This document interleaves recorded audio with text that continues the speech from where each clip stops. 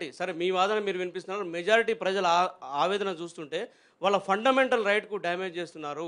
మా మా నివాస హక్కును భంగం కలిగించే విధంగా ప్రభుత్వము లేదా హైడ్రా వ్యవహరిస్తుందని చెప్పేసి పెద్ద ఆరోపణ మీ పైన. జ్యూరిస్డిక్షన్ దాటి కూడా మీరు వెళ్తున్నారనేది కూడా ఇంకో ఆరోపణ సార్. జ్యూరిస్డిక్షన్ అన్నీ కూడా క్లియర్‌గా మొన్న చూసాను ఎక్కడో హైడ్రా ఏది ఇబ్రహీంపట్నంకి వెళ్ళింది అని చెప్పేసి పేపర్‌లో చూశాను. హైడ్రా ఏది ఔటర్ దాటిన తర్వాత కూడా కొన్ని areas Ibrahimpatnam municipality clearly under the jurisdiction of Hydraa. ఆ మ్యాప్ ఉంది అది మీరు చూస్తే కనుక అది ఇది అండ్ రైట్ టు నేను అనేది వాళ్ళు ఉంటున్నారు అనేది అంటే కనుక ప్రతి వాళ్ళకి వర్తిస్తుంది. ఇప్పుడు నేను వెళ్ళి చెరువులో కట్టుకుంటే కనుక అది నా రైటు ఇదా అంటే నా వల్ల వేల మంది నష్టపోతున్నారు. సుప్రీంకోర్టు చాలా స్పష్టమైన ఇది చెప్పింది, రైట్ టు క్లీన్ ఎన్వైరన్మెంట్ అనేది it is part of article 21. So అనేది చాలా స్పష్టంగా ఉంది. అంతేగాని నేను జీవించే హక్కు ఉందని చెప్పి వేరే నువ్వు 100 మందికి నేను ఇబ్బంది పెడతానంటే కనుక నీ జీవించే హక్కు నువ్వు ఒక సమాజంలో ఉంటున్నావు. సమాజంలో ఉన్నప్పుడు అందరితో కలిసి చేయాల్సింది అనేది అందరితో కలిసిపోవాలనేది దానికే ఒక సంఘం అంటాం మనం. ఒక సంఘం ఒక సమాజం అనేది ఒక దీనికి అనేది ఇదే అర్థం అనమాట. రంగనాథ్ గారు సార్ ఒకటి ప్రధానంగా హైడ్రాకి సంబంధించి అంటే ఎఫ్టీఎల్లో బఫర్ జోన్లో ప్రభుత్వ భూములలో కట్టుకున్న వాటిలో భయపడుతున్నారు. హైడ్రాని చూస్తే వాళ్ళు కూల్చేస్తారు మాదని చెప్పి.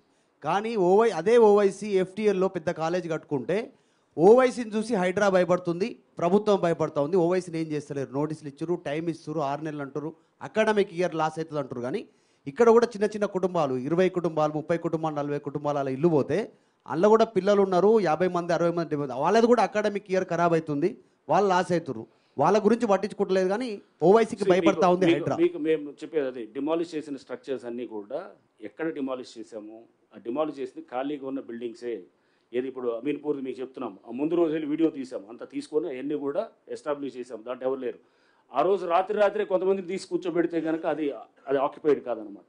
సో అట్లానే మీకు ఎగ్జాంపుల్ చెప్తున్నాను. ఎవరు ఇప్పుడు సున్నం చెరువులో చేసినప్పుడు అతను ఎవరు అక్కడ చేసిన బిజినెస్ మీద అతనితో డిపెండ్ అయిన వాళ్ళతో ఉన్నటువంటి వాళ్ళది డిమాలిష్ చేసాము.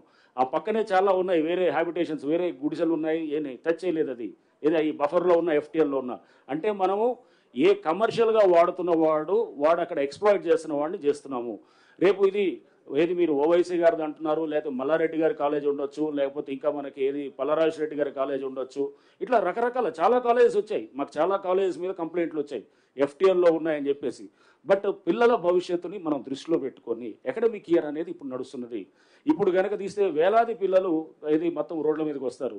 ఒక మెడికల్ కాలేజ్ స్టూడెంటో, ఒక ఇంజనీరింగ్ కాలేజ్ స్టూడెంటో, ఒక 10th ఎగ్జామ్ రాసేవాడో, ఇంటర్మీడియట్ చదివేవాళ్ళు చాలా కాలేజ్ మీద వచ్చాయి ఇట్లా కంప్లైంట్స్.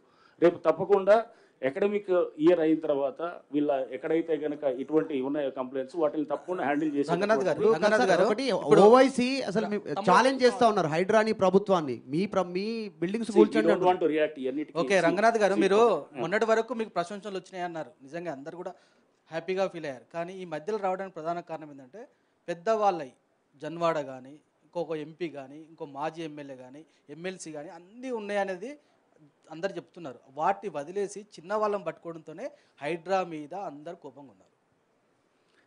మీరు చెప్తున్నారు కదా, మీరు ఏదైతే ఉన్నదో తప్పకుండా పెద్దవాళ్ళే ప్రథమ టార్గెట్గా జరుగుతున్నది, దాంట్లో ఇది లేదు.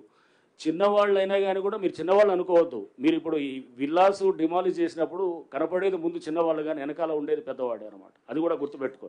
సో చేసేది వాళ్ళు చేస్తున్నట్టు అంటే ఇటువంటి వాటికి చెక్ పెట్టాలంటే కనుక అది వెనకాల ఉండే ఆ పెద్దవాళ్ళకి అది తెలియటానికే ఇది చేసేది కూడా అనమాట. సో జన్వాడ జన్వాడ నేనేది అంటున్నాను, ఇండివిజువల్ది మీరు చెప్పి జన్వాడ అనేది doesn't come under the scope of Hydraa. ఎందుకంటే